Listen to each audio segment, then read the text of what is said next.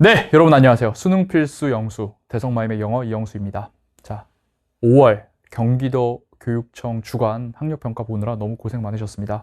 이번 영상에서 이번 시험 영어 영역이 어떠하였는지, 그리고 앞으로의 학습 방향에 대해서 자세히 말씀드리도록 하겠습니다.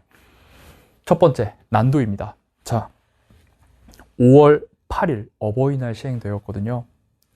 좀 잔인하지 않았나 라는 생각이 듭니다. 어버이께 좀 효도하는 모습, 내가 좀 성적이 상승하는 모습을 좀 보여드리고 싶었을 텐데요. 그러기에는 시험 난도가 매우 어려웠습니다. 매우 높은 어휘 난도, 그리고 복잡한 구문들, 이 난무해서 아마 영어를 꾸준히 공부하지 않은 친구들은 해석 자체에서 거의 무너졌을 거예요. 즉, 쉽게 말해 도대체 문제 푸는 건 차치하고 이 글이 무슨 말을 하고자 하는 거지? 조차를 이해하지 못했을 가능성이 대단히 큽니다. 더불어 정답률이 20%대인 문제가 무려 3문항. 정답률 50% 이하의 문제의 합은 이거 3개까지 합해서 총 10개에 달했어요. 이게 작년 6월 평가원이 그랬거든요. 그때 N수생 포함해서 1등급이 1%대에 불과했습니다. 그런데 지금 이거 N수생도 없이 현역들만 봤잖아요. 그런데 이렇게 10문항이다? 그러면은 1등급이 찾아보기가 너무 힘들죠. 1%? 2%? 1%가 안 될 수도 있는 그런 정말 어려운 시험이었습니다. 지난번 3월 학평이 1등급이 4%가 나왔어요. 그거보다 이제 더 어렵게 출제가 된 거라고 볼 수 있겠습니다. 물론 이 중에서 나는 그래도 3월보다 쉬웠는데? 라고 느낀 학생도 분명히 있을 거라고 생각합니다. 저도 실제로 이따 해설강에서 말씀드리겠지만 많은 문항들이 제가 가르친 대로 중요하게 했던 포인트들에서 그대로 나왔어요. 이제 그런 게 잘 보였다면 문제를 좀 쉽게 풀어서 3월보다 할만하다라고 느낀 친구들도 있었겠죠. 하지만 일반적으로 이제 그렇게 영어를 꾸준히 하지 않는 학생들의 관점에서 본다면 이 시험은 대단히 어려웠을 시험이다 라고 말할 수 있겠습니다. 자, 교훈과 학습 전략. 자, 이제 한 달 채 남지 않은 6월 모의고사에 대해서 자신의 약점을 좀 확인할 수 있는 기회로 삼으셔야 합니다. 그리고 이 교육청과 평가원이 끊임없이 내는 메시지는 일관되거든요. 수능 영어 절대로 쉽게 내지 않겠다. 수능 영어 절대로 어중간하게 공부한 친구들이 점수를 맞게 하는 일은 없게 하겠다라는 것을 지금 3월, 5월, 그리고 아마 곧 있을 6월 평가원도 일관되게 그 메시지를 얘기할 겁니다. 그렇기 때문에 여러분들이 지금이라도 늦지 않았어요, 정말. 그래서 영어를 좀 제대로 공부를 시작을 꾸준히 해야겠다라는 생각을 하셔야 됩니다. 물론 내가 직접 내가 어디가 약하고 뭐부터 어떻게 해야 될지, 하루에 얼마나 영어를 해야 되고 뭘 해야 될지를 계획 세우는 게 너무 힘들죠. 그래서 그거에 최적화된 것이 바로 선생님의 커리큘럼입니다. 선생님의 커리큘럼의 가장 중요한 특징은 정규 커리큘럼이 이 주간지와 결합이 되어 있기 때문에 내가 영어를 공부한다고 마음을 먹은 학생들의 경우 무엇을 얼마나 어떻게 공부해야 하는지, 다시 뭘 얼마나 어떻게 공부해야 할지에 대한 고민 없이 여러분들이 그냥 따라가시기만 하면 실력이 오르도록 구성이 되어 있습니다. 지금은 정말 할 때다라는 말씀 드리고요. 본격적으로 제가 테마별로 총 4가지의 띠임을 가지고 여러분들에게 이 모의고사에 대한 총평을 하도록 하겠습니다. 첫 번째, 오답률 이미 말씀드렸고 삽입 유형이 오답률 2위, 3위에 랭크됐다는 겁니다. 거기다가 지금 정답률이 23%, 27%에 불과해요. 찍어서 맞출 확률 오지선다에서 몇 프로다? 20%죠. 근데 23, 27%면 풀어서 애들이 다 틀렸다는 거예요. 왜 그랬을까? 사실 선생님의 이 파운데이션만 제대로 들은 학생들이라면 이거 다 맞췄을 겁니다. 첫 번째, 38번 같은 경우는 벗이라는 역접 전환의 시그널 앞뒤로 같은 말이 와요. 그러니까 갭이거든요. 근데 그거를 못 느껴버렸어요. 파운데이션의 선생님이 고3은 열공해야 된다. 그러나 고3이라면 최선을 다해 공부해야 된다. 이거 갭이라고 정확하게 쉬운 예제를 통해서도 말씀을 드렸고, 갭 트레이닝, 그 다음에 수능 문제를 통해서도 강조를 했습니다. 그대로 나왔고요. 38번 틀렸다면 이런 부분에 있어서 정말 확실한 피드백 필요합니다. 39번 선생님의 삽입 풀이법에 따르면 포텐셜 갭을 의심해라. 즉 명시적 시그널 없이 갑자기 내용이 바뀌는 것을 의심하라라고 했었거든요. 그 부분이 그대로 나왔습니다. 앞에서는 이과 학생들이, 아니 자연과학자들이 합의를 잘한다. 합의를 잘한다 했는데 갑자기 우리를 나누는 것에 이점이 있다. 우리를 나누는 건 합의하는 게 아니잖아요. 갑자기 내용이 바뀝니다. 거기서 어색함을 느꼈어야 했는데 그런 부분들을 여러분들이 못했어요.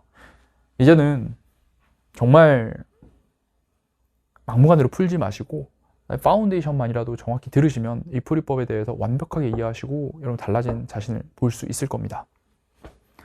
자, 두 번째, 어휘와 구문에 관한 이야기를 안 할 수 없어요. 이번에 어휘가 상당히 어려웠습니다. 31번 선택지에 있는 정답 qualify, 오답 censor, intimidate, 32번에 있는 뭐 property나 정답에 있는 circulation 이런 것들에 대해서 정확하게 의미를 알고 있어야 문장을 맞출 수 있었어요. 이런 것 역시 선생님의 자동 암기 강의에 모두 수록되어 있었습니다. censor, 그냥 감지한다는 센서랑 스펠링 구별해야 된다라는 거 얘기했었고, 그리고 censorship, 검열이란 건 freedom of speech, 발화의 자유의 반대말로 우리 독재국가에서 보통 검열하잖아요. 언론 보도 안 나가게 막고. 그런 부정적인 의미라는 거. property, 재산, 특성, 별표 막막 달아놨죠. qualify, 자격을 부여하다. 유의어인 certified도 알려드렸고, circulate, 그냥 여기 선택지에 있는 것들이 지금 다 그대로 이 자동 암기 단어장에 들어가 있는 것을 알 수가 있습니다.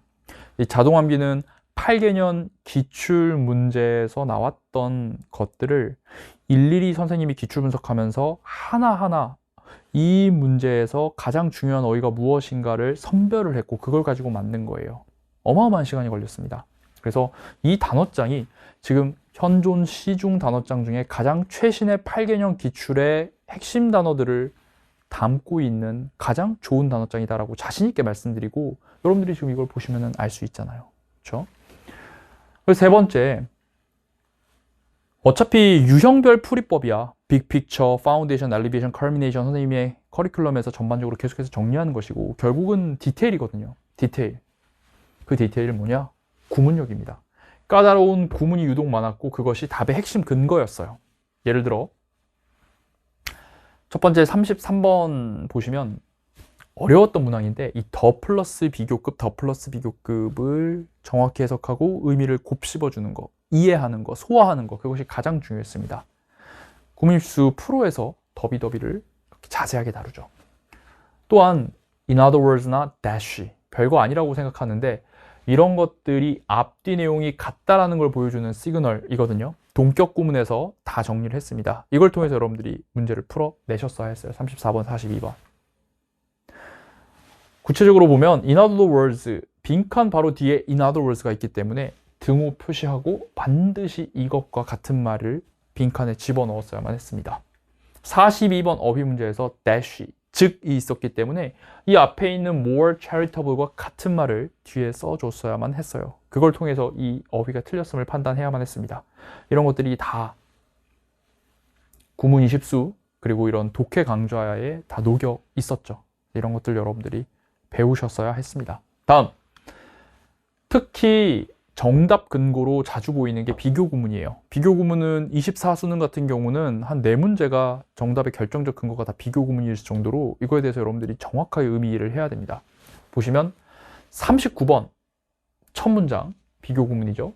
40번 요약문의 결과를 나타내는 것도 비교 구문, 그리고 42번에 아까 이 대쉬 앞에도 비교 구문이고 글 하단부에 또 다른 근거가 있는데 그것도 비교 구문이 있어요. 압도적으로 자주 등장하는 것들 이 구문 입수 프로에서 정리를 다 해놓았습니다. 그래서 여러분들 진짜 내가 뭐가 문제지? 라고 생각을 할 때 지금 여기에 오늘 해설 강의 잘 들으시고 여기에 해당하는 것들이 내가 분명히 약하다라고 한다면 구문 입수 프로라는 것을 통해서 디테일을 키우시기 바랍니다. 다음 마지막으로 제목입니다.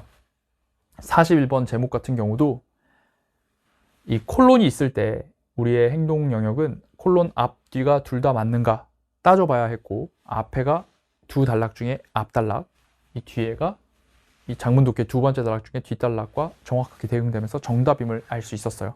이런 것들 다 파운데이션에서 정리를 했죠. 이렇게 예시까지 딱 보면서 행동 영역 다 정리해드렸습니다.